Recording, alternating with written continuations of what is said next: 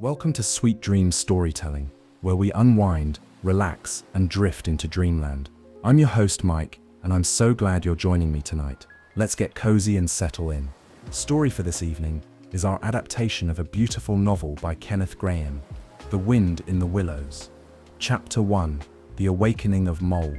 Mole had been working very hard all the morning, spring cleaning his little home, first with brooms, then with dusters, then on ladders and steps and chairs, with a brush and a pail of whitewash. He worked his way up the walls and down again, until he had dust in his eyes, splashes of white on his fur, and aching muscles in places he had forgotten existed. Spring was in the air, but all he could see was cobwebs and soot. He sighed and wiped his brow with a rather grimy paw. "Bother spring cleaning," he muttered. Suddenly something within him stirred, a deep, wild longing, the sort that comes unbidden, a whisper from the earth itself. It was the smell of fresh grass after thaw, the call of open sky, the golden pull of sunshine on fur. He threw down his brush, left the pail where it stood, and scrambled up his narrow tunnel toward the light. The ground gave way to daylight, and Mole blinked furiously in the sunshine. He was above ground. The sunlight danced on dew-covered grass, birds chattered in the hedgerows, and somewhere nearby, water chuckled over stones. He breathed deeply and felt alive in a way he hadn't for months. He wandered for a time, aimlessly, joyfully, down hedgerows and across meadows. At last he came upon it. The river, it shimmered like a ribbon of silk, alive and laughing in the spring air. Mole had never seen the river before. He stood at its edge in reverent silence, as if in the presence of a great and beautiful mystery. While he stared, entranced, he didn't notice a small boat drifting along the bank. It drew closer until it nudged the reeds. A brown creature in a blue coat sat within it, lazily sculling with his paws. "Hello," the creature called out cheerfully. "Are you admiring my river?" Mole turned with a start. I suppose I am," he stammered. "Well then," said the water rat, though he preferred simply rat, "it's Sep's the best river there is. Hop in, one set you. First timers get a guided tour." Mole looked at the boat, then at the rat's friendly whiskered face, then back at the water. "I don't know how to row," he confessed. "No matter," said Rat. "Leave the rowing to me. You just sit and enjoy." Mole stepped gingerly into the boat and sank onto the seat with wide eyes. The boat pushed off, and Mole's world changed. They drifted gently along the riverbank. Willow trees dipped their fingers into the water, birds darted above them. The wind brought the scent of blossoms and the murmur of hidden creatures. Rat spoke freely, telling Mole about the otters, the swans, and the joy of summer picnics. "But isn't it dull in the winter?" Mole asked. "Dull?" Rat chuckled. "Certainly not. Ice skating, fires by the hearth, telling stories until the moon sets. The sip's always something happening by the river." They passed an old hollow log where a pair of field mice waved. Mole waved back shyly, surprised to be welcomed so easily. As midday arrived, Rat pulled the boat ashore and produced a basket from beneath the seat. "Lunch," he announced. Mole had never seen such a spread. Cold chicken, tongue, crusty bread, pickles, apple tarts, ginger beer, and even some raspberry cordial. They ate together on the riverbank, the sun warm on their backs and a pair of dragonflies spinning circles above the water. "Rat," Mole said at last, licking the last of the jam from his paws, "this has been the happiest day of my life." Rat looked at him with a soft smile. "That's Sips, only because it's Sips, the first of many." When they returned to Rat's snug little house, Mole marveled again. The walls were lined with books and maps, and the fireplace crackled invitingly. Rat prepared tea as the sun began to dip, and the two sat together in companionable silence. Outside, the stars blinked open one by one, and the river whispered to itself in the dark.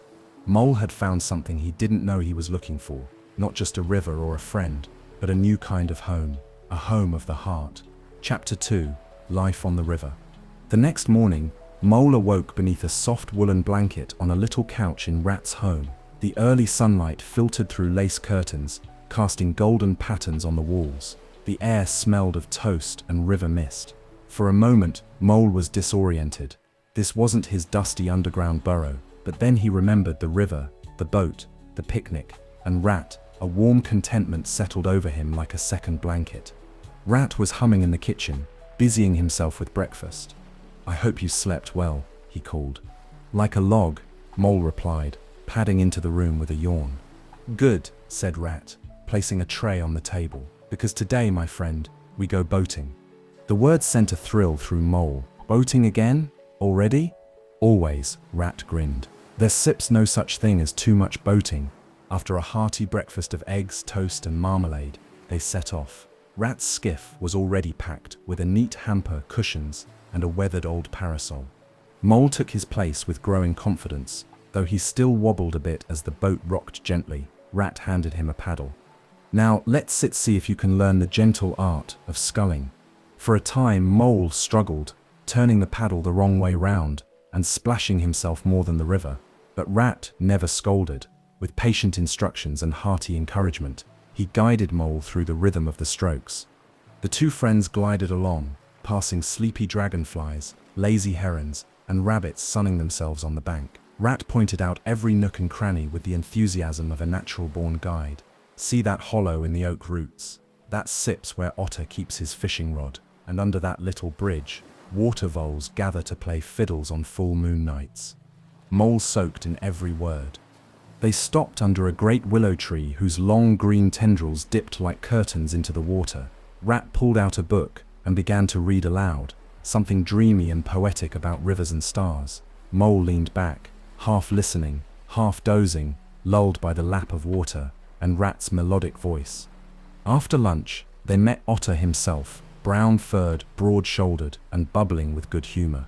He offered them trout from his morning catch and exchanged teasing words with Rat. "Teaching Mole to boat, are you?" Otter chuckled. "Good luck with that." "I'm doing quite well, thank you," said Mole proudly. Otter winked. He's got the look of a river creature already. Later, they rowed further downstream, where the banks widened and wildflowers grew in rainbow clumps. Mole was enchanted by it all. The reeds whispering secrets, the sudden plop of a frog, the flash of a kingfisher. When a sudden breeze kicked up, Rat quickly steered them to a sheltered cove. "This spot here," he said, "is where I come when I want to think, or not think." Mole nodded solemnly, understanding more than he could say. It was a sacred sort of peace. As evening settled in, they turned the boat for home. The sky turned rose gold, and a thin crescent moon hung just above the treetops. Mole felt a drowsy, full happiness. The river, it seemed, had claimed him. Back at Rat's burrow, they lit a lamp and shared a light supper. Mole sat beside the fireplace, poring through Rat's collection of river charts and old maps. He asked 100 questions, which Rat answered cheerfully. When Mole finally turned in, his dreams were filled with swaying reeds, rippling water, and the quiet joy of a new beginning. He was no longer just Mole of the underground. He was Mole of the riverbank. Chapter 3. The Wild Wood Beckons. It was a blustery afternoon in late autumn. The skies had turned steel grey, and gusts of wind tossed the trees like dancers in a slow, wild waltz. Mole and Rat were inside, playing dominoes by the fire. Outside, the reeds along the river whispered nervously, and leaves flew in sudden bursts across the water like startled birds. Rat, ever at ease, sipped tea and reached for a ginger biscuit. Mole, however, was restless. He had grown more confident in his days along the riverbank, and now his curiosity turned to the distant, darker lands he had heard so much about. "Rat," he said, glancing toward the window, "what lies beyond the river, past the meadow?" Rat looked up slowly. "The wild wood," he said simply. Mole tilted his head. "What sips it like?" Rat shivered slightly and set down his cup. "It sits, not a place for decent folk, full of weasels, stoats, and foxes, all teeth and sly eyes. You wouldn't want to go poking about in there." Mole was silent for a moment, but the seed had been planted. The wild wood, the name itself was a spell. Something in his heart, quiet but insistent, wanted to see it.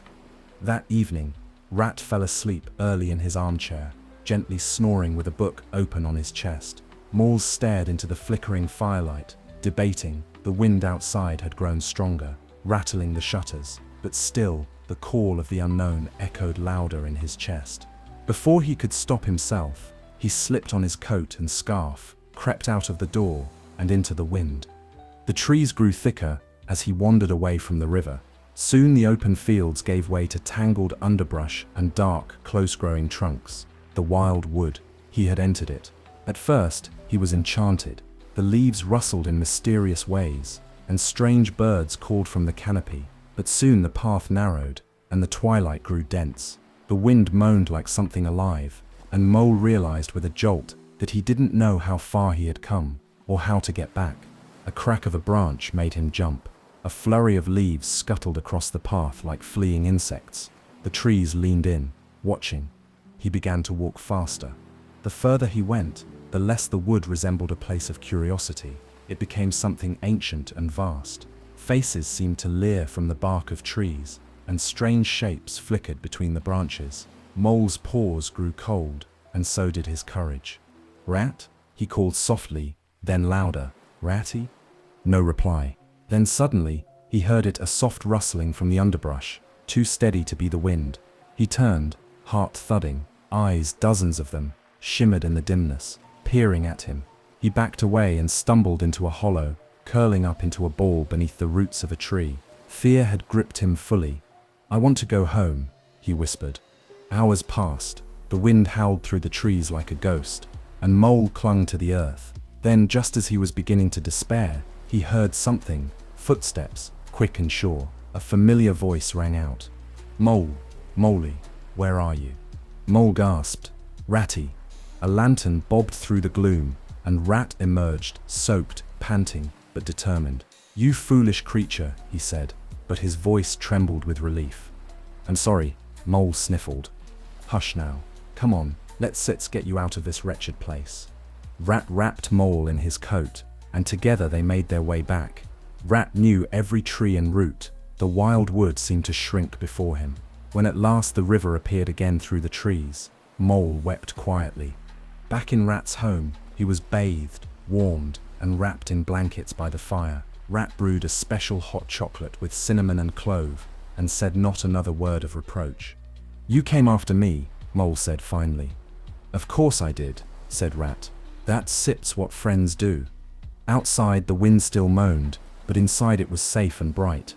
Mole curled up with a sigh, humbled and deeply grateful. He had tested the limits of the world and learned something important. Some woods are best left unexplored, but true friends will always find you, even in the darkest places. Chapter 4: A Visit to Badger.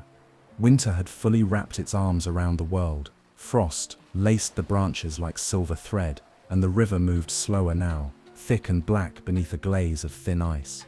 Even the birds had grown quieter, as if the season itself demanded stillness. Inside Rat's snug little home, the fire crackled merrily, and Mole sat close to it with a thick scarf around his neck and a mug of steaming tea in his paws. He was trying his best to read one of Rat's books on river customs, but his eyes kept drifting to the frost-touched window. "Ratty," he said after a long pause, "do you think Badger would let us visit him?" Rat looked up from polishing his favorite paddle. "Badger," he frowned. "Well now, that sip's not so easily done, Mole. Badger sip's not the sort to keep open doors or social calendars. Keeps to himself most winters." Mole's face fell slightly, but he was kind, wasn't he, when we met him that night in the wild wood? "Very," said Rat, "but still, one doesn't just drop in on Badger." But Mole's curiosity had taken root, as it often did these days. He couldn't forget the memory of Badger's warm, candlelit corridors, his deep, reassuring voice, and the air of calm wisdom that hung about him like an old, comfortable coat. The next morning, as snowflakes drifted gently down like feathers, Mole made up his mind. "We could just try," he suggested. Rat sighed. "We could, Mole, but if we get lost again—" "We won't," said Mole, already buttoning his coat. Rat grumbled, but gave in, and so, after a hearty breakfast and a stern farewell to the fire, they set off into the wild wood once more, this time with proper boots, a compass, and a much better idea of where they were going. The snow was thick underfoot, and the world was hushed in that deep, magical way it only is in winter. The wildwood, under its white blanket, no longer felt so menacing. Trees stood like silent statues. Even the weasels and stoats seemed to have gone into hiding. Rat navigated by memory and instinct. Mole followed closely, eyes wide, breath puffing in little clouds. They walked for hours, The sun, pale and distant, drifted slowly behind the trees, and shadows lengthened. Mole's feet ached, and he was just about to suggest turning back when Rat stopped abruptly. "There," he said, pointing to a large gnarled beech tree, its roots forming an arch in the snow. Mole followed Rat through the roots and into a hidden tunnel. They descended into darkness, and then, light, a soft golden glow flickered ahead. A carved wooden door stood at the end of the tunnel. Rat knocked 3 times, slowly. For a moment, silence, then the door creaked open, and there stood Badger. He was just as Mole remembered, broad-shouldered, black and white fur grizzled at the edges, wearing an old waistcoat and holding a lantern in one strong paw. "Humph," said Badger, eyeing them both. "Come in then, before you freeze into icicles." Badger's home was not like Rat's cozy little nest. It was larger, older, deeper, like something carved into the earth itself. The walls were lined with ancient books, and the ceilings held thick beams from fallen oaks. There were rugs and long hallways and rooms that smelled of pinewood and pipe smoke. They were led to a grand sitting room where a fire the size of a pony crackled in a stone hearth. Tea and seed cake appeared almost as if by magic. "Well now," said Badger, once they were settled, "what steps brought you two across snow and shadow to find an old fellow like me?" "We wanted to visit," Mole said simply, "to learn more about the wood and the river, and do well, you." Badger smiled. "A rare thing, but genuine. Curiosity is a good thing, if it walks beside caution." They spoke for hours of the river, the changing of seasons, and the wild wood's deep roots. Badger shared stories older than Rat could remember, of forgotten floods, ancient trees and forest laws known only to the oldest creatures. Mole listened wide-eyed, the words settling into him like seeds waiting for spring. When night fell, Badger insisted they stay. "No friends of mine are going out into a snowstorm," he declared, and that was final. He showed them to guest chambers, simple, warm and well-kept. Mole crawled into the softest bed he'd ever known, the stone walls humming faintly with the stories they held. That night, Mole dreamed of ancient trees and rivers that remembered. He dreamed of being small and yet part of something vast, of roots that reached through time and friends who found him in the dark. In the morning, the storm had passed. They left with full bellies, warm scarves, and a promise from Badger, "Come again, but not too often." As they trudged back to the riverbank, Mole felt something new in himself, not just joy or comfort, but a kind of strength. Not all wisdom comes from books, he realized. Some comes from deep roots and deep friendships. Chapter 5. Toad Set's New Obsession. The snow had melted. The river danced once again in the early spring sunlight, eager to stretch its banks after its long icy slumber. The trees wore pale green buds like jewelry, and birds trilled bright songs from every perch. Rat and Mole were polishing the oars beside the boathouse when a loud, unmistakable voice rang through the air. "Ahoy there, you charming aquatic amateurs." Mole blinked. Rat groaned softly. "Toad," he muttered. Around the bend came a bright green gypsy-style cart, clattering along the path, pulled by an indignant-looking old horse. Atop the cart, wearing a yellow waistcoat, a wide grin, and a feathered cap far too flamboyant for the countryside, sat Mr. Toad of Toad Hall. Toad brought the cart to a dramatic halt, dismounted with a theatrical flourish, and spread his arms. "Well, what do you think of her?" he said, gesturing to the cart as if it were a queen on a throne. Rat eyed the wheels skeptically. "It's 6, bright, bright, bright." Toad beamed. "She sips brilliant. My latest passion, old boy. The open road, the wind in your fur, the simple life of a traveling soul. Campfires, starry skies, rustic inns. What more could one want?" "I quite like my fireplace and teapot," Mole said hesitantly. Toad waved him off. "Nonsense, Mosley. You're still new to life's delights. Yow, however, have tasted many passions, and this one, I assure you, is the one." Rat narrowed his eyes. "What happened to boating, Toad?" "Poor, boating," Toad scoffed. "A sluggish pastime for half-asleep dreamers. I moved on. This," he patted the cart lovingly, "this is the future." Rat leaned toward Mole and whispered, "Last spring it was hot air balloons. The summer before that, beekeeping, and Dontet even mentioned the musical theatre phase." Toad, oblivious, insisted they all take a short trip in the cart. And so, after much persuasion, and some bribery in the form of pastries, Mole and Rat clambered aboard. The cart jolted forward, its wooden wheels squealing, and the old horse sighing with long-suffering patience. They bumped along country lanes, passing meadows and startled pheasants. Toad chattered endlessly. "See that cloud? That sip's a proper cloud. None of your river mist rubbish. And look at the road. Endless adventure ahead. Mole Ratty, why don't sit we leave it all behind and roam the world together?" But the cart was not as romantic as Toad insisted. The wheels wobbled, the teacups rattled dangerously. Mole nearly bounced out more than once. Just as Rat was about to demand they turn around, a low hum rose in the distance.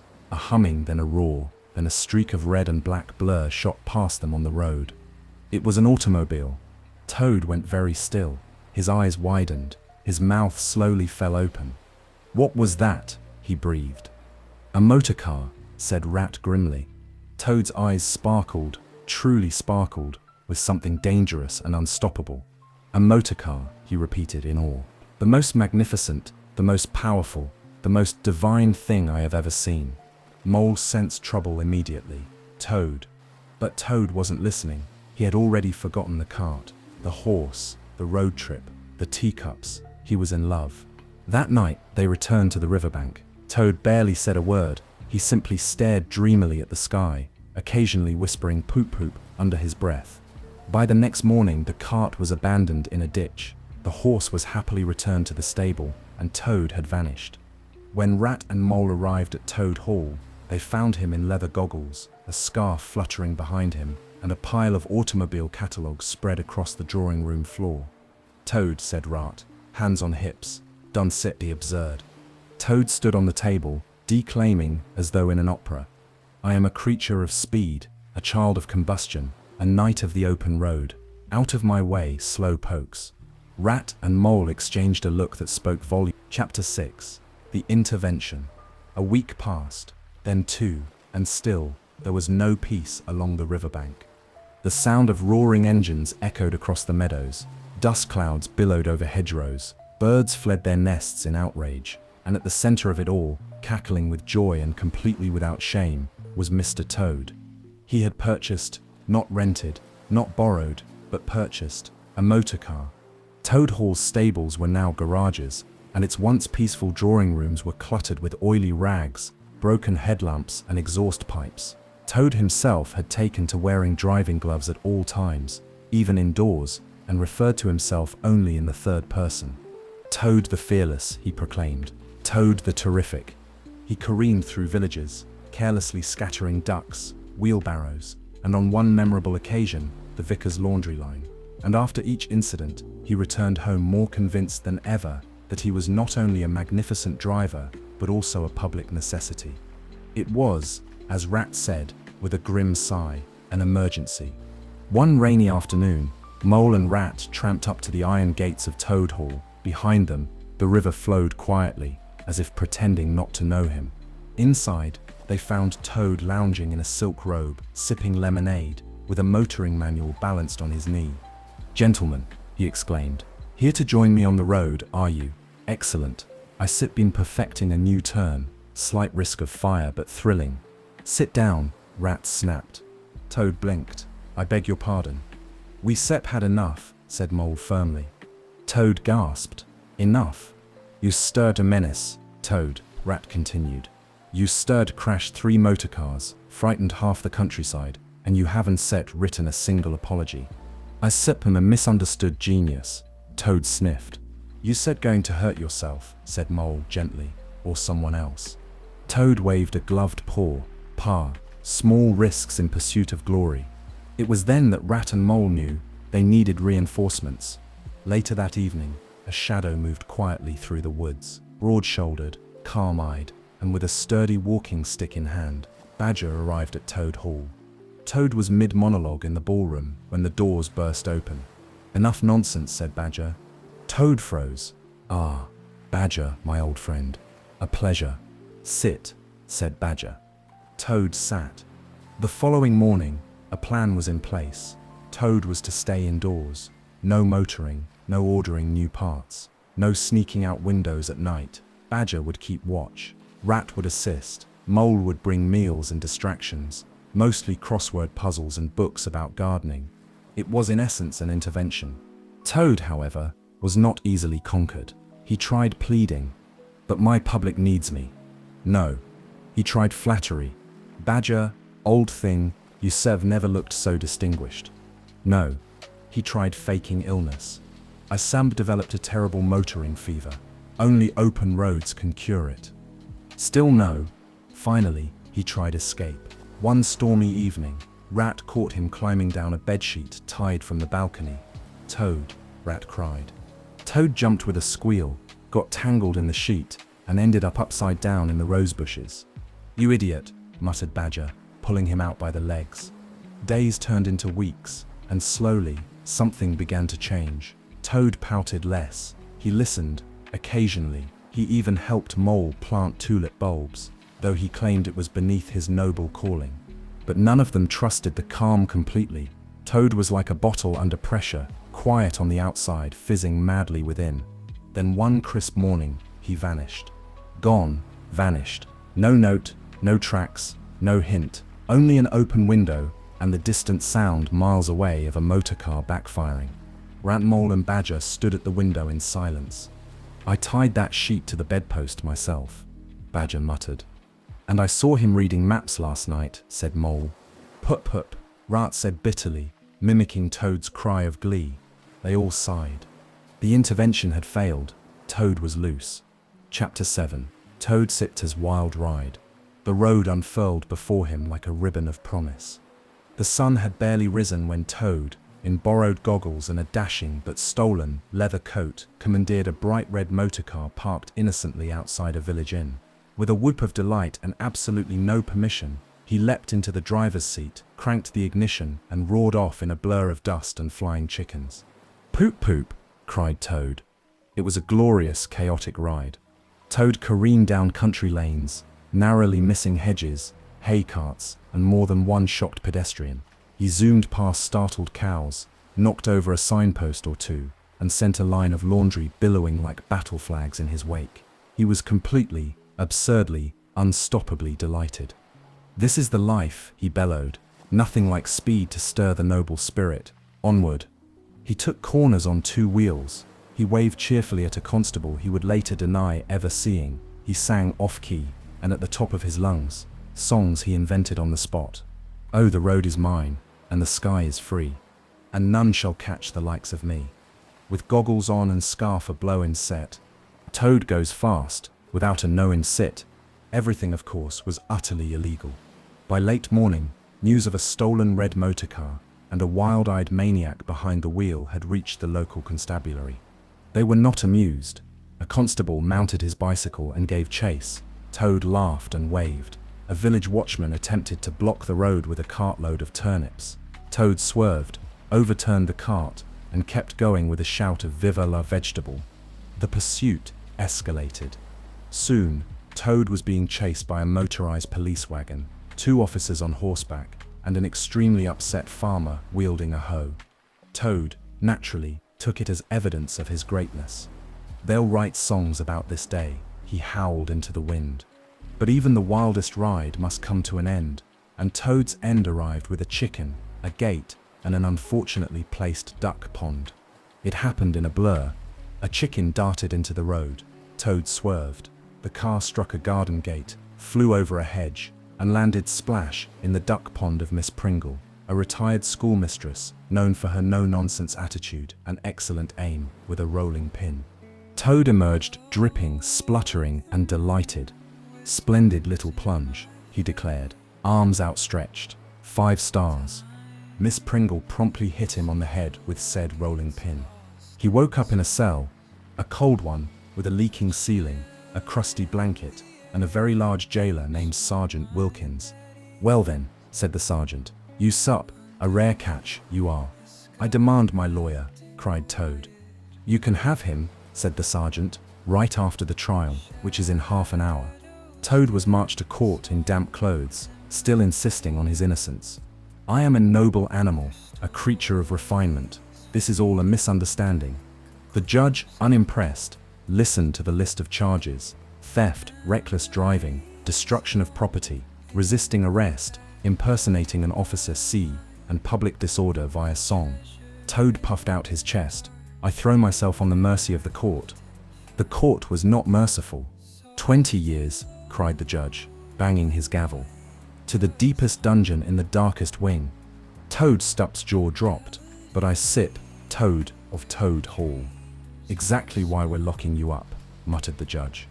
And so it was that Toad, once the proud prince of the open road, was led in chains to the Tower of the Water Meadows Gaol, sentenced to 20 years with hard crusts and no adventures. His last words before the cell door shut. You haven't heard the last of me. Chapter 8. The Gaol and the Gaol Sep's Daughter. The Water Meadows Gaol was not known for its comfort, or its warmth, or its food, or in fact for any quality that might brighten a prisoner's stay. The Toad, once the pride of Toad Hall, now sat glumly on a straw mattress, wearing striped prison clothes that clashed violently with his complexion. His cell had a single narrow window, a rusting bucket, and a cracked bowl of cabbage stew that even the rats refused. He had been there a week. A terrible injustice, he muttered for the 100th time. A tragic mistake. I, a noble toad of culture and charm, locked up like a common criminal. No one listened. The walls didn't stacked care. Toad had raged at first, loudly, dramatically, throwing himself against the bars with the flair of a second-rate actor in a first-rate tragedy. He had tried appealing to the guards. Surely, gentlemen, you see I'm not like the others. Bribing the cook with buttons disguised as sovereigns, and once even faked a fainting spell, he landed on his own soup. Nothing worked. That was when he met the Gaol Sep's daughter. Her name was Mary. She was about 17, sharp-eyed, kind-hearted, and not the least bit impressed by Toad's theatrics. She had grown up behind prison walls and knew every trick and tantrum, but there was something in the ridiculous creature, his velvet voice, his puffed-up pride, his complete inability to grasp reality, that made her smile.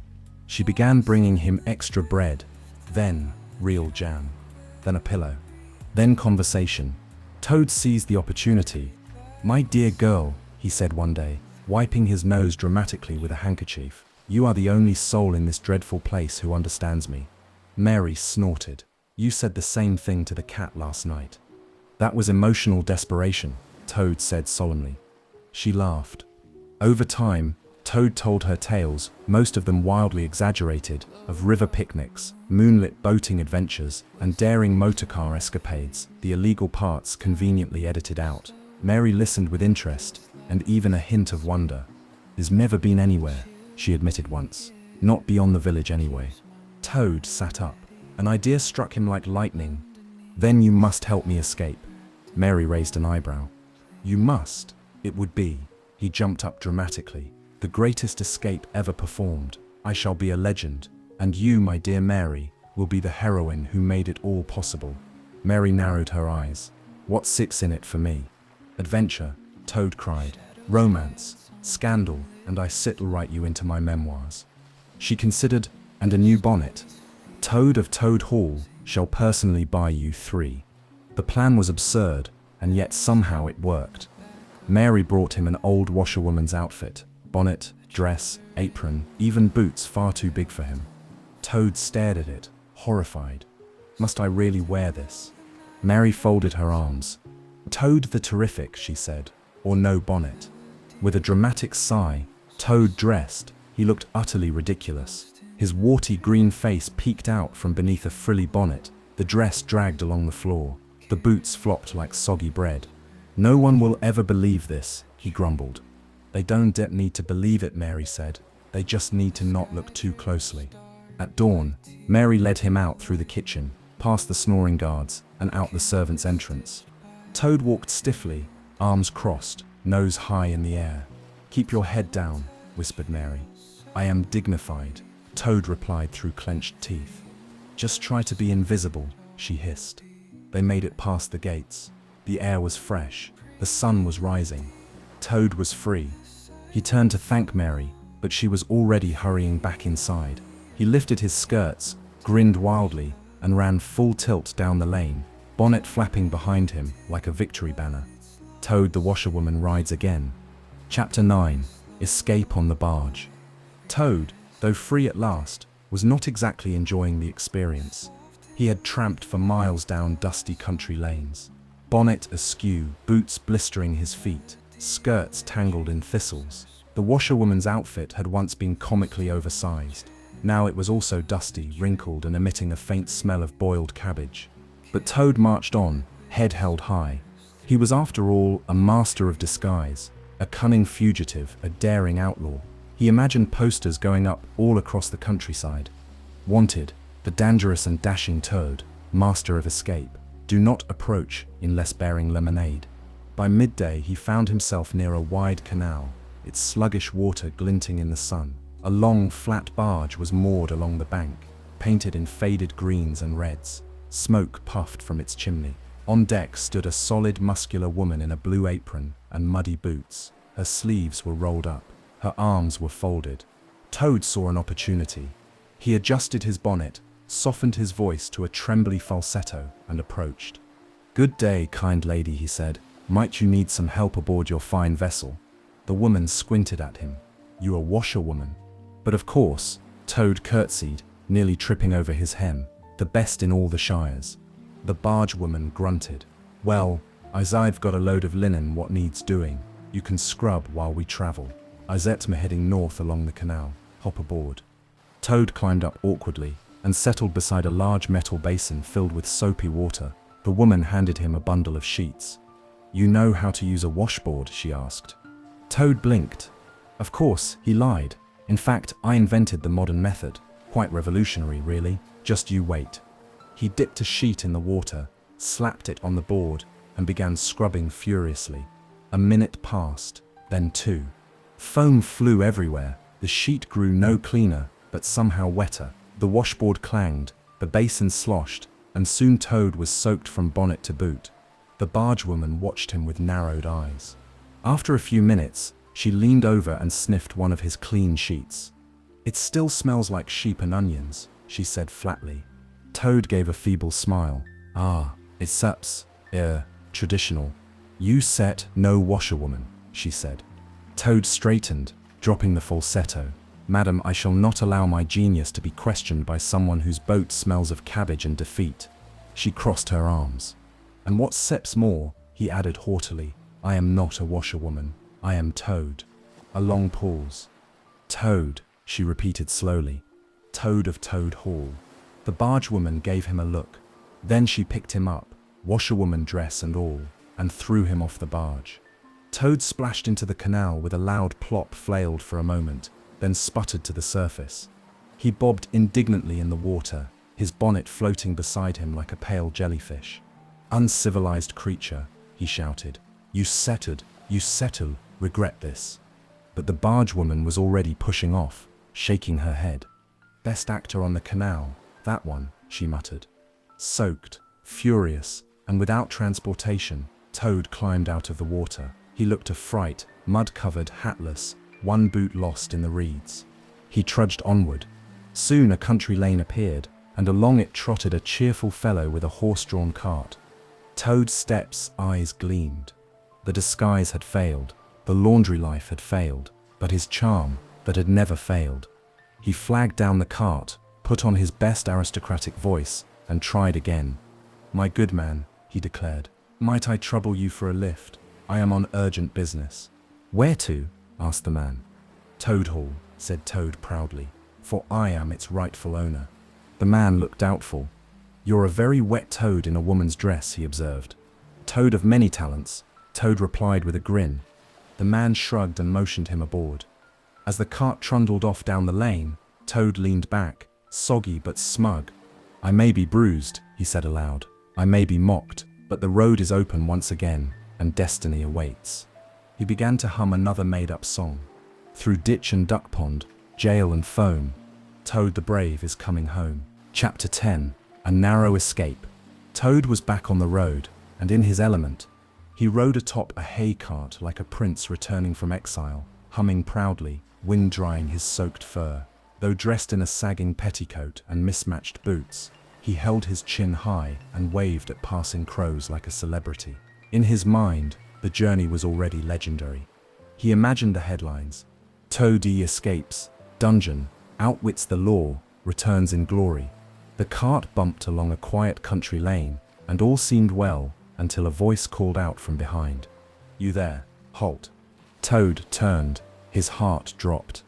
Behind them, cresting the hill, came a police wagon, red and gold, and unmistakably official, bouncing down the road with alarming speed. 2 constables clung to the side, pointing directly at the hay cart. "Stop that cart," one shouted. The driver looked panicked. "What sipped you do?" "I'm an innocent victim of mistaken identity," Toad cried. The driver stared. "All right, I may have escaped prison dressed as a washerwoman," Toad admitted, "but only because of my natural flair for costume and justice." The driver leapt from the cart and ran. Toad was alone. The constables were closing in. Toad bolted into the fields. He ran through stubbled wheat, tripped over roots, dashed down a ditch, and finally burst through a hedge, only to find himself standing at a train station, puffing steam and bustling with travelers. He glanced left. He glanced right. There, waiting on the tracks, was a passenger train, engine hissing, doors still open. Toad made a decision that was, in the grand tradition of his decisions, completely impulsive and only slightly illegal. He leapt onto the platform, tossed his bonnet into the air, and scrambled aboard. Inside the carriage, he collapsed into a seat, panting. He was surrounded by well-dressed travelers, a pair of businessmen with pocket watches, a dozing clergyman, and a large woman with a basket full of ferrets. All glanced up briefly, then returned to their distractions. None recognized him. Yet, Toad, sensing his luck returning, straightened his posture and tried to look like an unusually damp governess on urgent business. But just as the train lurched forward, a commotion erupted at the far end of the platform. "Stop that train," a voice bellowed. Toad peeked out the window and saw them, 2 constables, red-faced and shouting. He ducked. Moments later, the train pulled away from the station with a triumphant whistle. The policemen were left shrinking in the distance. Toad grinned. He had done it. Again. Now feeling smug and more than a little peckish, he tiptoed into the dining car. There, in a booth lined with velvet cushions, he ordered a full breakfast, eggs, toast, sausages, tomatoes, mushrooms, tea, and after a brief moment of internal conflict, a small treacle tart. When the waiter arrived with the bill, Toad smiled innocently. "I'm afraid I left my purse in my other petticoat." The waiter frowned. "Then you still need to speak to the guard." Toad hesitated. "And I'll just nip to the lavatory, shall I?" He rose, casually, and bolted. What followed was a chase worthy of a stage farce.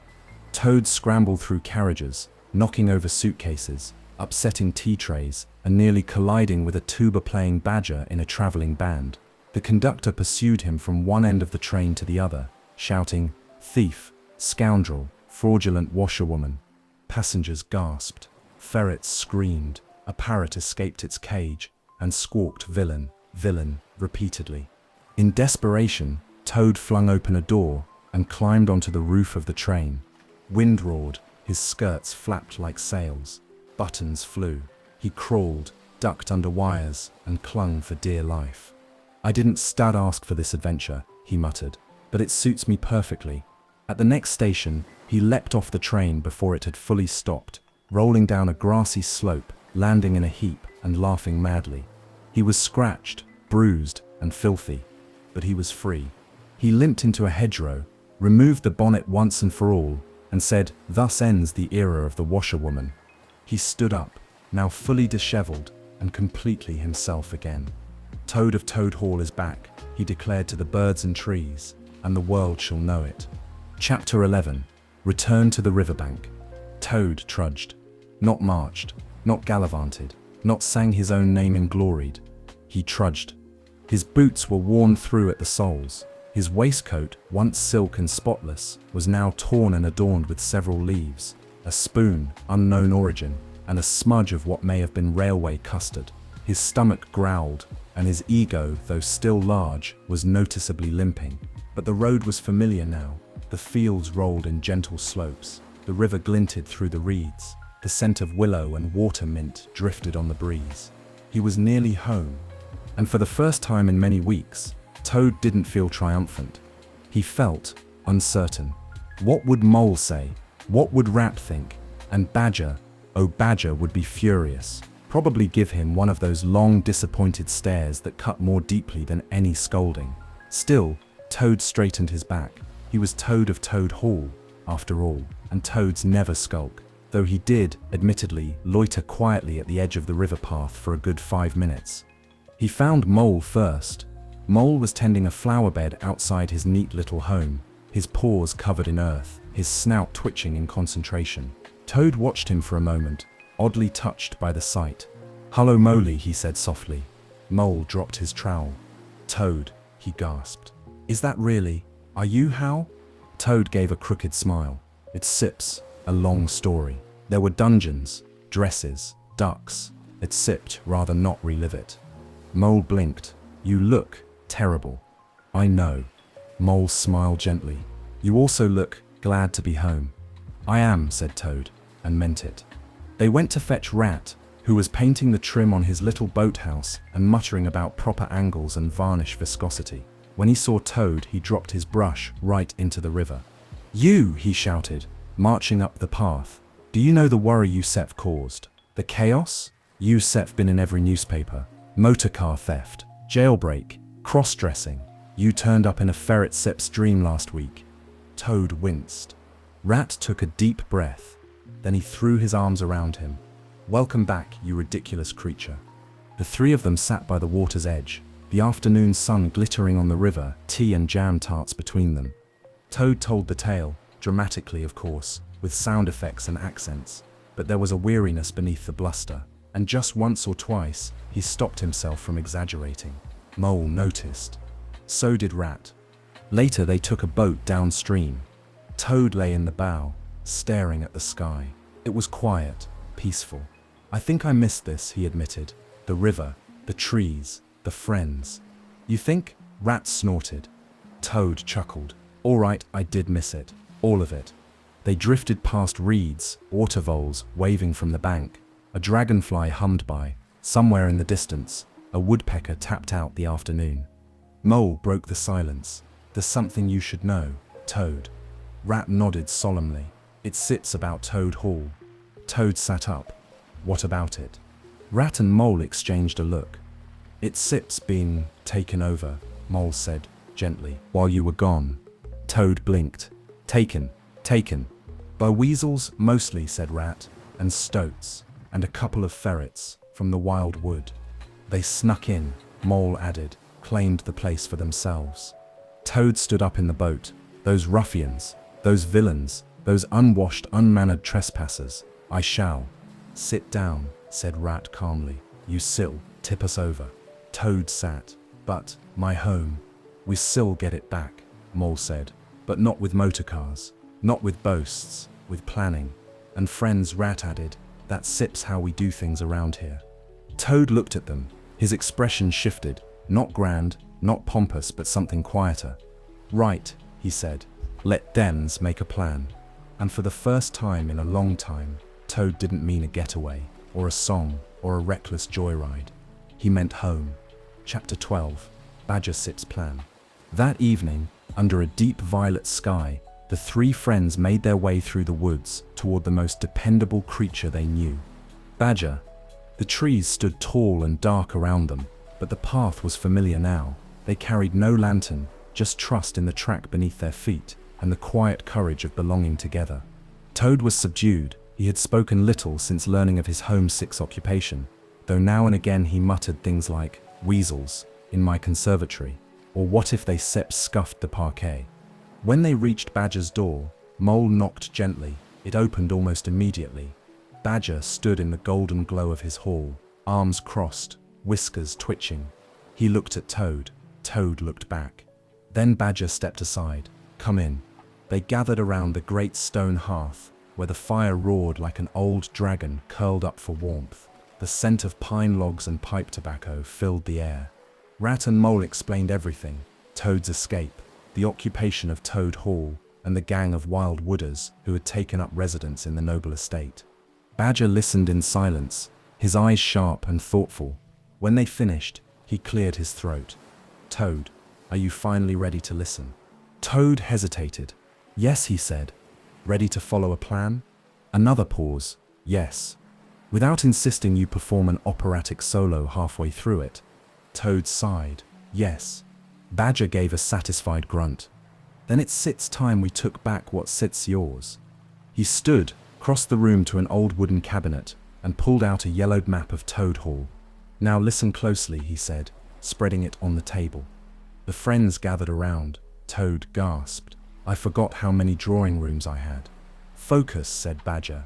He pointed to a faint line near the edge of the property.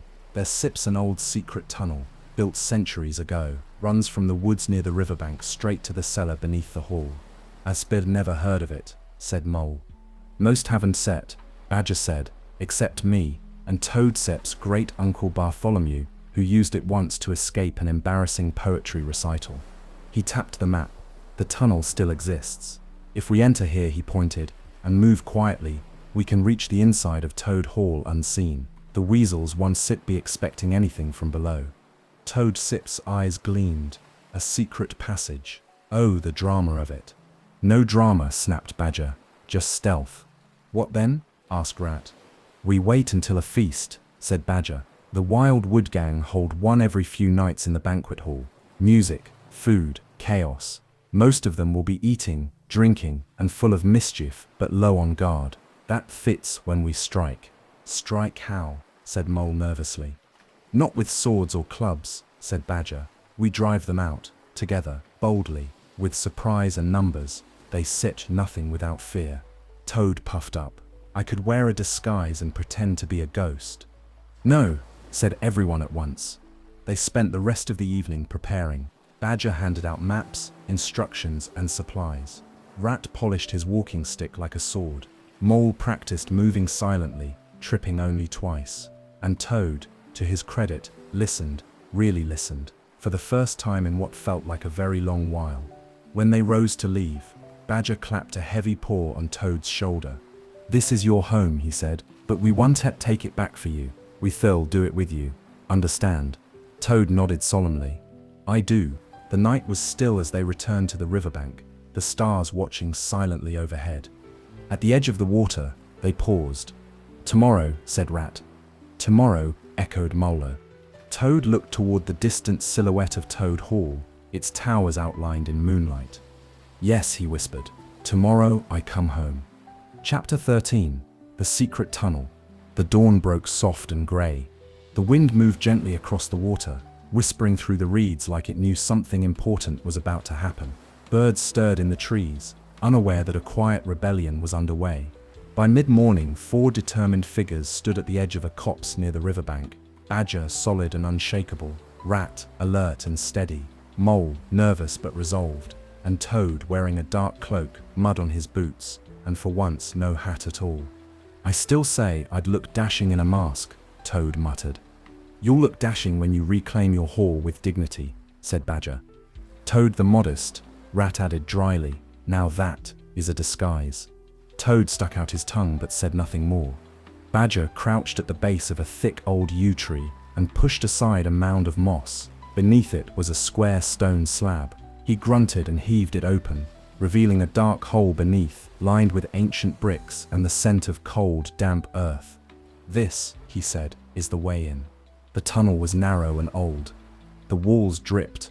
The floor was uneven. Cobwebs clung to every low arch and corner. For Toad, used to chandeliers and parquet floors, it was not an ideal entryway to his ancestral home. I s'lt have it cleaned, he muttered, brushing off a spider. Immediately. Sheer, said Rat. They moved in single file, Badger leading with a lantern, Toad behind him, then Mole and Rat guarding the rear. Their footsteps echoed faintly, drips from above, plunked into puddles. Now and then they stopped to listen, holding their breath in the dark. The deeper they went, the more the air seemed to change, thicker, heavier, tinged with something old and forgotten. Do you think the weasels know about this passage? Mole whispered. No, said Badger. The Wild Wood Gang are sneaky, but not smart. This was built before even their grandfathers were born. They crept forward. Every few yards, the tunnel twisted or dipped. The occasional rustle of a rat or the skitter of a beetle made Mole flinch, but he kept going. Finally, after what felt like an hour, They reached a low stone door with a rusted iron latch. Badger turned. "We sit beneath the wine cellars. From here we go quiet. No jokes, no singing." He looked directly at Toad. "What?" Toad whispered. "Injured." "I was thinking quietly." "Let Dads move," Rat said. They pushed open the door and emerged into a dim, dusty cellar filled with cobwebbed bottles and old crates. Above, the sounds of laughter and clinking glasses echoed faintly from the great hall. "They set feasting," said Badger. "Perfect timing." The four crept up the stone stairs toward the rear of the house. The walls bore faded tapestries. Toad's ears twitched at every creak. "How dare they drink my elderberry wine," he muttered. "Quiet," hissed Mold. At the top of the steps, a hidden panel opened into a hallway near the banquet chamber. Rat peeked through a crack. "They set all in there," he whispered. "Eating, drinking, shouting. There must be a dozen at least. Weasels, stoats, and the chief weasel sitting at your chair. Toad." Toad bristled. "My throne, my carved oak." Badger grabbed his arm. "Wait." He turned to all of them. "This is not just a matter of reclaiming property. This is about showing them they don't sit run the riverbank, that we sit here and not afraid of their bluster or their knives. We go in fast, loud. We don't sit harm them, just scare the fur off their backs." "And if they don't scare easily?" asked Mole. "Then we outnumber them. Riverbank creatures are waiting outside. Otter, field mice, even the rabbits. Once we give the signal, they set'll come through the main gate. But first we clear the hall." Rat nodded. "Let's first do it." Badger turned to Toad. "Toad, this is your home. Are you ready?" Toad's eyes flicked to the door, to the map in his mind, to the sounds of strangers in his family dining room. For once he didn't puff up, or bow, or proclaim anything grand. He just said, "Yes." With that, Badger stepped forward, reached for the latch of the banquet hall, and said calmly, "On my mark, gentlemen, 3, 2. The latch clicked. 1. And the door swung open. Chapter 14. The Battle of Toad Hall. The door burst open. The great hall of Toad Hall, once grand and noble, now stank of spilled ale and overcooked sausages. Tattered bunting draped from the chandeliers. Dirty boots rested on priceless tapestries. The long dining table groaned under piles of food and mess. And at its head, reclined in Toad's favorite high-backed chair, sat the chief weasel, wearing Toad's velvet smoking jacket and a crown made from cutlery. "Well, well," he said, raising a drumstick. "Look what the cat dragged in." The room fell silent. A dozen stoats and weasels turned slowly to stare at the intruders. Badger stepped forward, broad and imposing. Rat and Mole flanked him, eyes steady, and at the center, slightly muddy but standing tall, was Toad. "Gentlemen," Badger said, "you overstayed your welcome." The chief weasel rose, smirking. "Is that so?" "This is my house," said Toad, stepping beside Badger, "and unless any of you hold the deed to Toad Hall, you are hereby evicted." Snickers erupted around the room. One stoat hiccuped and fell off his chair. "I don't think you understand," said the chief weasel. "We sort of armed, you sort of 4 animals and a cane." Toad smiled, just slightly. "And you," he said, "are surrounded." At that moment the great front doors slammed open. Flooding into the hall came a band of determined creatures, Otter leading the way with a wooden oar in hand, followed by hedgehogs, rabbits, squirrels, and a pair of badgers the size of wardrobes. Even the timid field mice had turned out, wielding wooden spoons and firm resolve. The wild wood gang froze. Rat banged his walking stick on the floor. Mole glared, trembling but fierce. Otter stepped forward. You heard him. Out. The weasels looked to their chief. He growled, then drew a tiny dagger. "Let's see how brave you are when—" Before he could finish, Badger strode forward, grabbed him by the collar, and hoisted him into the air like a sack of turnips. The dagger clattered to the floor. "No," Badger asked mildly. "Didn't Sit think so?" What followed was not so much a battle as a stampede. Weasels leapt from windows. Stoats scrambled over chairs. A ferret got stuck in the bread bin. The chief weasel wriggled free and ran shrieking from the hall, chased by Otter and a mouse wielding a ladle. Toad stood at the center of the room, blinking. "I thought there'd be more swordplay," he muttered. "You'll live," Rat said, clapping him on the shoulder. Within minutes, the hall was empty, save for crumbs, overturned goblets, and 4 very tired friends. Toad looked around at the wreckage of his beloved home, broken dishes, muddy footprints, a foxtail sticking out of a chandelier. He sighed. They absolutely ruined my rug. We will clean it up, said Mole. With help, said Badger. And maybe fewer velvet smoking jackets next time, Rat added. Toad gave a crooked smile. Later that evening, they all gathered in the drawing room, cleaned as best they could, with tea, blankets, and a roaring fire. Outside, the wind rustled through the willows. Inside, the home glowed again with warmth, laughter, and a sense of right. Chapter 15. Toad Humbled. The next morning dawned soft and golden, mist curled off the river like breath, and the birds sang with a kind of hush, as if even they knew something important had changed. Toad stood at the highest window of Toad Hall, staring down at the gardens below. His gardens, overgrown now, trampled by weasel feet, his prized rose arbor broken, the sundial cracked in half, a pane of glass still missing from the greenhouse. The house itself had survived the invasion, but only just. Curtains were torn, upholstery stained, and one of his prized oil paintings, a portrait of himself in heroic pose, was now missing its mustache, which someone had scratched in with charcoal. Toad sighed. He had always loved this place, fiercely, arrogantly. He had boasted about it, decorated it lavishly, filled it with pointless treasures. But standing here now, surveying what was left, he didn't feel like a grand landowner. He felt ashamed. Downstairs, Mole and Rat were already at work. Rat was organizing the pantry, which had been ransacked and stuffed with strange weasel snacks. Mole was sweeping the entrance hall, humming softly to himself. Toad hesitated at the top of the stairs. Then, quietly, almost sheepishly, he descended. Good morning," he offered. "Good morning," said Mole kindly, without looking up. Rat gave a small nod. "Sleep well." Toad nodded. "Better than I deserve." They said nothing, but both paused in their work. It was more than an apology. It was an admission. After breakfast, plain porridge, no cream, no sugared plums, Toad gathered his friends in the drawing room. "I have something to say," he began, wringing his paws. Rat looked up from a teacup. Mole straightened. Badger, who had arrived with a fresh broom and a sour look, raised an eyebrow. Toad cleared his throat. "Unbearable," he said. "I know it. You know it. The whole county knows it. I know it. You know it. The whole county knows it. I know it." Boasted, stolen motorcars, dressed up as washerwomen, and nearly gotten all of us arrested, trampled or eaten. No one argued. I risked everything for a bit of noise and attention, but I see it now, truly. Toad took a deep breath. "I want to change, not just because I should, but because I want to be the kind of Toad who deserves friends like you." There was silence. Then Badger grunted, "Took you long enough." Mole smiled. "Well said, Toad."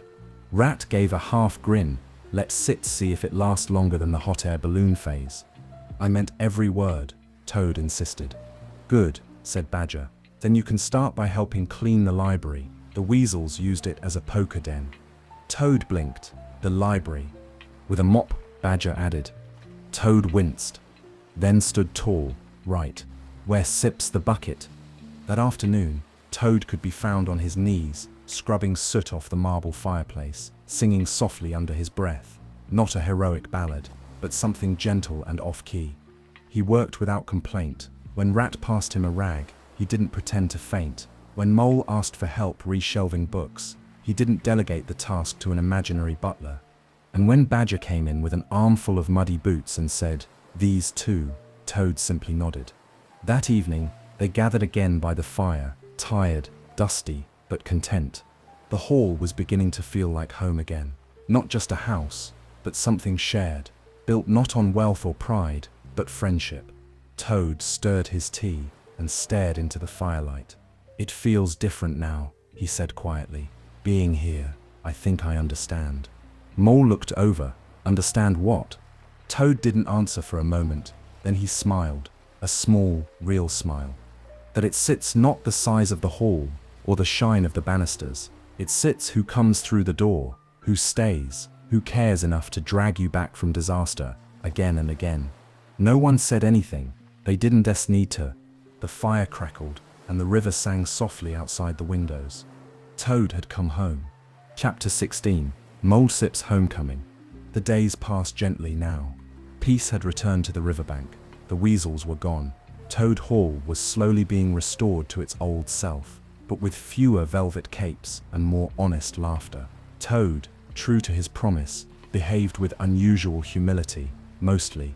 One chilly morning, as the mist curled low over the grass and dew clung to every leaf like tiny pearls, Mole and Rat were walking along the path that wound through the meadows near the river. Toad had stayed behind to polish brass knobs under Badger's supervision. Mole walked quietly, his paws deep in his pockets, his eyes a little distant. Rat noticed. "What sips on your mind, Moley?" Mole blinked, then smiled. "Oh, nothing.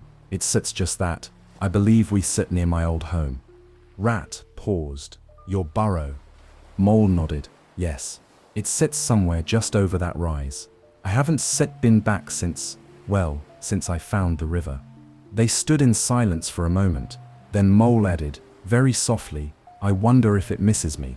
With gentle encouragement from Rat, they crossed the hill.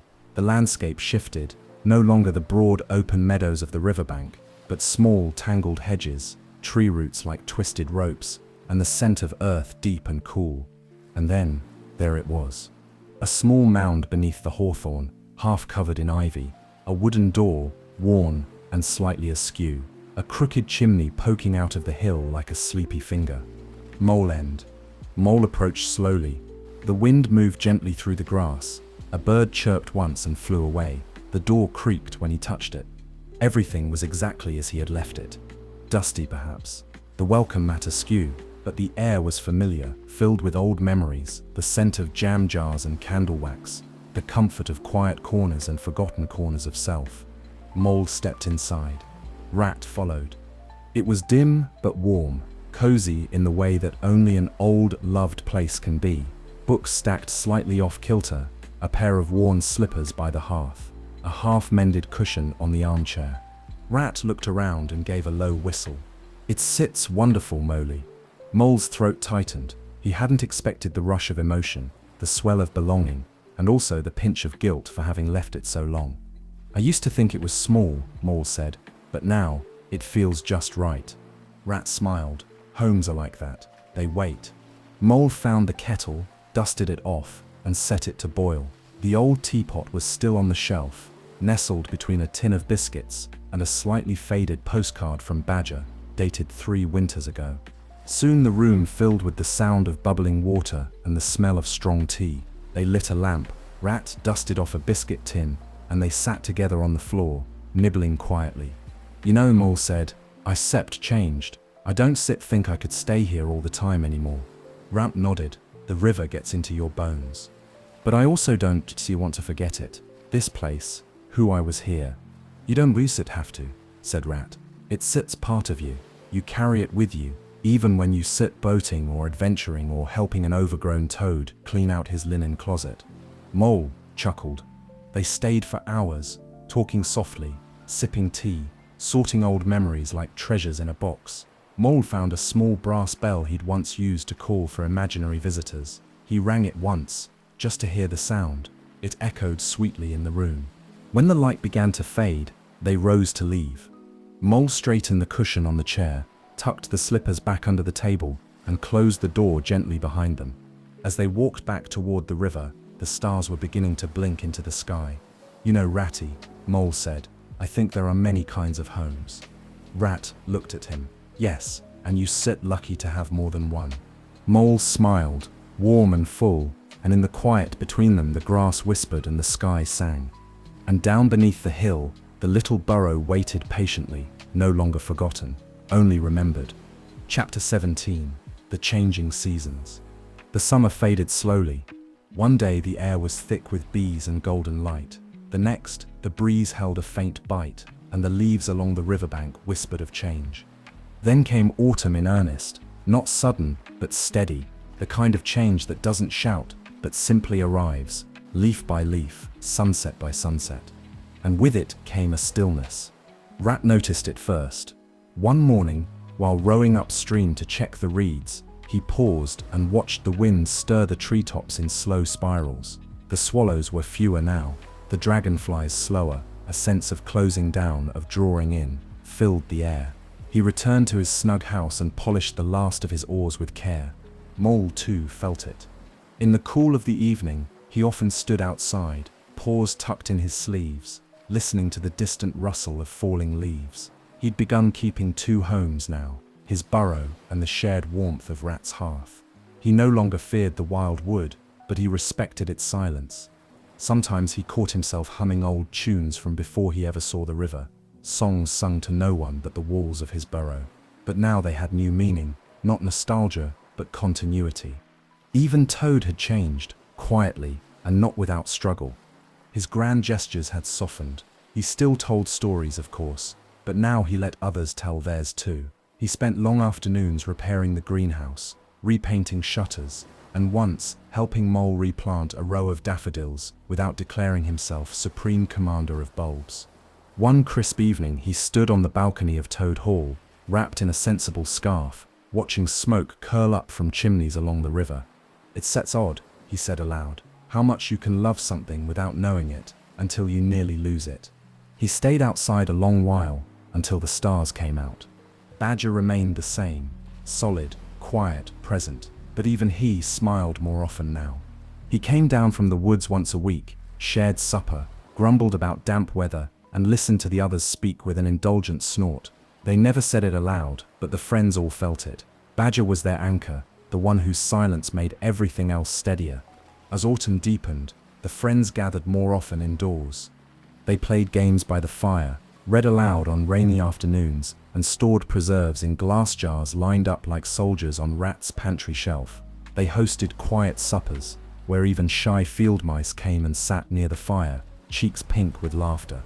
One evening, Mole looked around at them, Toad nibbling an apple, Rat scribbling in a notebook, Badger half asleep with a pipe in paw, and felt something he couldn't quite name. Not joy, not even peace. Something quieter, belonging. The days shortened, the river slowed. The last leaves fell, the first frost came. The world didn't mourn the end of summer. It simply moved forward, as it always did. And the friends in their own small way moved with it, not unchanged, but better. And so, as the fire crackled and a kettle steamed quietly in the corner, the seasons turned once more, and the creatures of the riverbank turned with them. Together, Chapter 18, Peace on the Riverbank. Snow had not yet fallen, but the frost was firm beneath the grass. The river no longer sang, it whispered. A soft hush fell over the land, like a blanket pulled up to the chin of the year. The creatures of the riverbank had retreated indoors. Chimneys smoked, bread was baked, lamps glowed like stars caught in glass. And in one little house, not far from the bend of the stream, Rat stirred the embers in the fireplace, while Mole stacked a final log on the pile. Toad was late as usual, but not dramatically so. He burst through the door with a rush of cold air and the scent of fresh pine clinging to his coat. "Apologies, apologies," he cried. "Had to tie up the sled, and one of the rabbits mistook it for a soup bowl." He tossed off his gloves and stomped his feet. "I bring gifts." From his pockets emerged packages tied with twine, a flask of mulled cider, a tin of almond biscuits, and mysteriously, a small carved wooden duck. Rat raised an eyebrow. "Toad, did you make this?" Toad puffed up proudly, "Whittled it myself." "Cheers, friends. Been teaching me. Says I need to learn something that doesn't sit explode." They laughed, and Toad flushed with quiet pleasure. Later, they all gathered at Toad Hall, its windows golden with candlelight, its halls quieter now, less echo, more welcome. Badger arrived with his usual scowl and a casserole large enough to feed a regiment. The mice from the village came too, along with Otter and his lively son Portly, who was now old enough to sit still for 5 minutes and recite a poem. They played music, they told stories, not just of motor cars and wild escapes, but of the smaller, finer adventures, a new hedge discovered, a rescued hedgehog, the first snowflake seen through frosted glass. Toad tried not to dominate the conversation. He didn't always succeed, but when he did, the room felt better for it. As the evening waned, the fire crackled low, and the talk turned quiet. Mole, curled into a corner chair, sighed contentedly. "It seems strange," he said softly. "How much has happened in just 1 year?" Rat nodded. "It feels longer, and also like it only just began." Badger exhaled a deep, smoky chuckle. "That sips how the good ones feel. They settle into you. They stay." Toad, sipping cider, stared into the flames. "I sucked done more than I ever meant to," he said, "and far less than I thought I would. But this," he gestured to the room, to them all, "this is better than anything I imagined." No one replied with words. They didn't need to. Outside, the river drifted slow and dark beneath the stars. The willows leaned in sleep. The world was at rest. Inside, the friends sat together, not as heroes, not as adventurers, but as companions who had endured storms, errors, laughter, and change. They were not the same as they had been at the start of the year. They were more, not perfect, just together. And in that simple truth, there was peace. Thanks for spending this quiet time with me here at Sweet Dream Storytelling. I hope you're feeling relaxed, peaceful, and ready for a restful sleep. As we say goodnight, let the calm background music guide you gently into dreamland. Before you go, don't forget to like the video and subscribe. And until next time, rest well.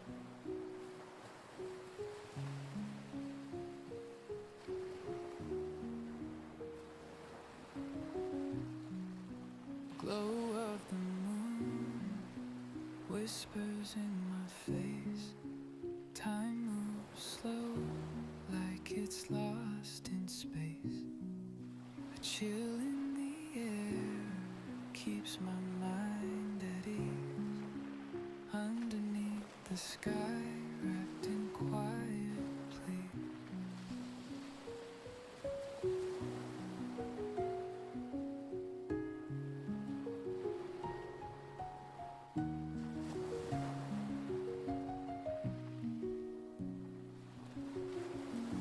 Shadows dance on the dim lit floor.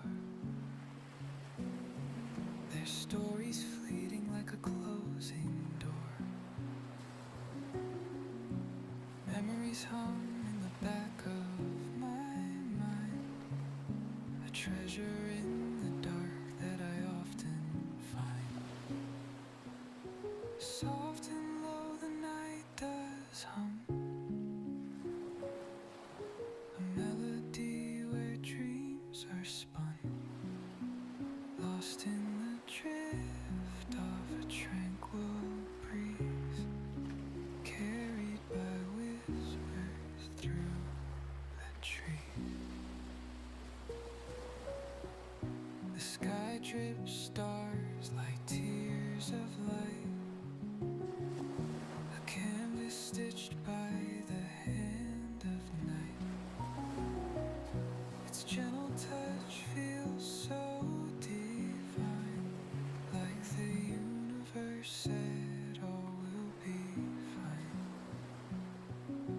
Breathe in deep, the silence around. Feet on the earth, yet don't touch the ground. Time may tick, but it's lost its way. In this lull of life we hesitate. Soft and low the night does hum. A melody where dreams are spun, lost in the drift of a tranquil breeze, carried by whispers through the trees.